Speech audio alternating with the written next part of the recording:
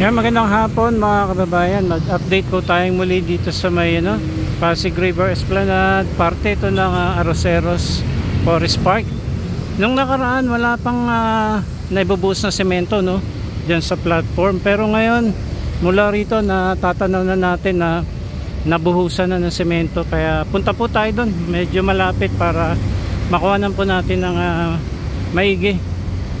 Once again, nandito po tayo sa may Quezon Bridge, and hopefully ay isa rin ito yung tulay na ito mabigyan ng pansin, kapag binaboy din ito napakadumi. Pag kayo daraan dito ay mapanghe at may mga dumi ng tao dyan sa bawat parang apat na kanto nitong tulay na ito. Sana mabigyan din ng pansin na malinis at mabantayan para hindi po babuyin ng ating mga kababayan. Ayun so nabuhusan na nga ng semento.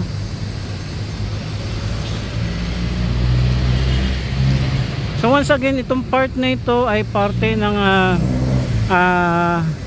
MacArthur to Arroceros, sapagkat dyan sa may likuran ng Manila Post Office ay yan po yung unang phase na ginawa na Pasig River Esplanade. Tapos dyan po paglagpas ng Jones Bridge yung phase 2, at doon naman po sa may parte ng Paintramuros na Port Santiago ay phase 3 naman po yun. So ito po yung latest na ginagawa po ngayon ng project ng Pangulong Bongbong Marcos, yung Pasig River Esplanade, na pinondohan ito ng mga private sector.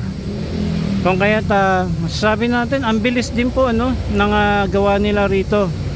In span of 2 months nakikita po natin yung progress ng ginagawa dito, and hopefully yung katulad ng mga sinasabi ng ating mga kababayan na matanggal o mailagay, relocate yung mga kababayan po nating nakatira especially dito po sa may tabing ilog nitong Ilog Pasig, ay may relocate nga po. At yun naman po yung pinapangako ng ating government, na magkakaroon po sila ng relocation, and sa pamamagitan nun ay matutulungan ng proyektong iyon sa ganung paraan na malinis itong Pasig River, sapagkat isa sa porsyento din po ng pagdurumi ng Ilog Pasig ay yung mga nakatira din po dito sa tabi ng Ilog Pasig. Kasi ito na lang din po yung ginagawa nilang parang pinakabanyo, at wala po silang consideration kapag tapon dito, tapon doon. Kung kaya pagka ito naiayos na po ng ating government, ay mababawasan na rin po yung pagdurumi dito po sa Ilog Pasig. Eto, kuhanan natin dito. Nung nakarang araw ay wala pa ito. Yung parang pinaka bakal pa lamang yung nailalatag nila dyan. Siguro kahapon nung makaraan siguro mga 2 days ago ay binuhusan na nila ito ng semento, kasi kahit gabi may mga gumagawa rito, dire-diretso ang gawa. Tapos mapapansin po natin, diniretso na po nila doon sa may dating platform dyan ng Arroceros Forest Park. Tapos paglagpas naman nun, makikita po natin yung mga pilote na nandun na po, medyo mga ilang weeks na rin po na ibaon. Kaya waiting na lang din po yan, ma-prepare, tapos mabubuhusan na rin po yan ng semento.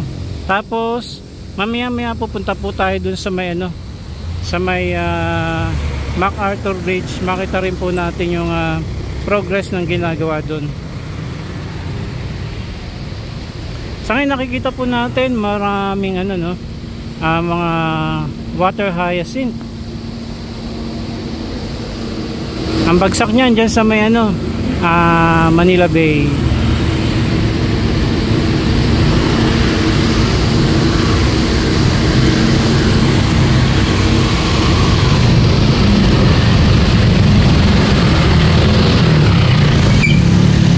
Maganda ito mga kababayan kapag natapos yung proyekto na ito.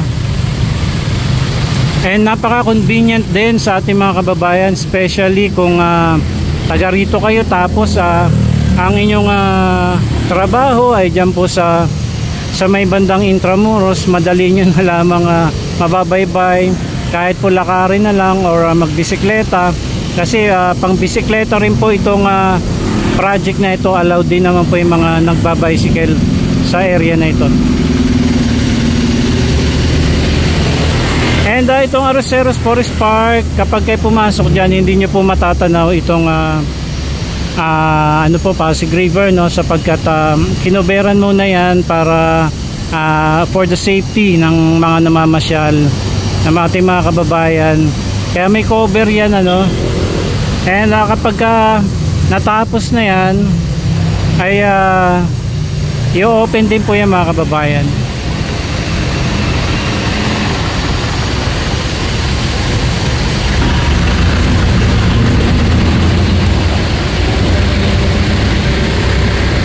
Medyo umuulan-ulan po ngayong araw mga kababayan.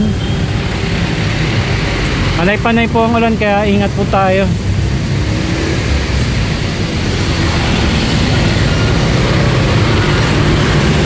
Meron na rin pa mga baluster, ano? Baluster ba yung tawag dyan? Yung parang pinaka, eto yung sa gilid.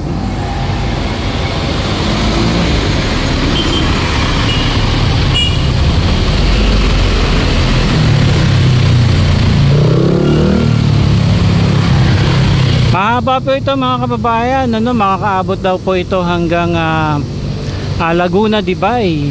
Kaya lamang po dyan sa may Ayala, private yan, ano? Medyo mahigpit ang seguridad dyan dahil nandyan lamang yung Malacanang.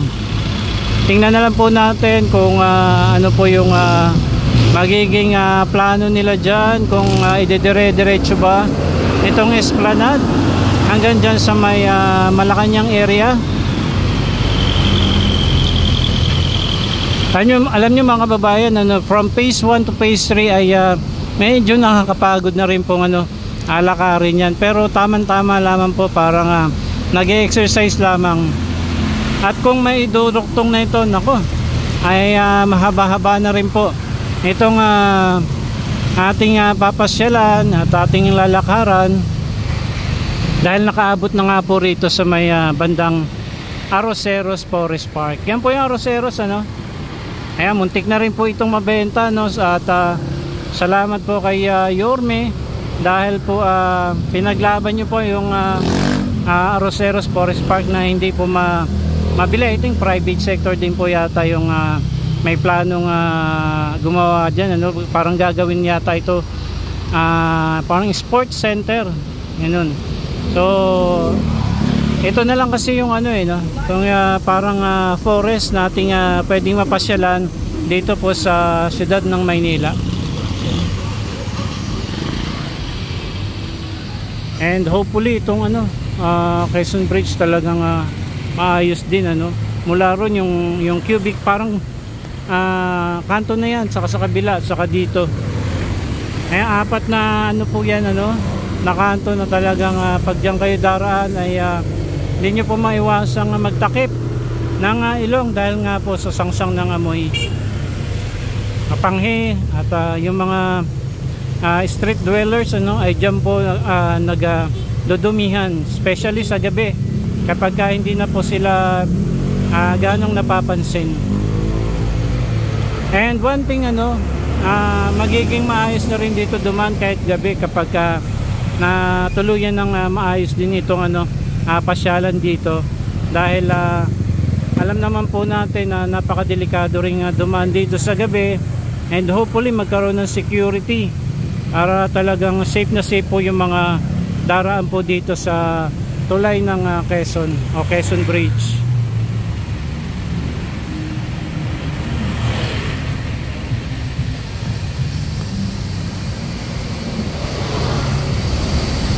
Isang araw lamang ay nag-update tayo dito, no? Wala pang buhos ngayon. Ito na, ang bilis po ng kanilang gawa.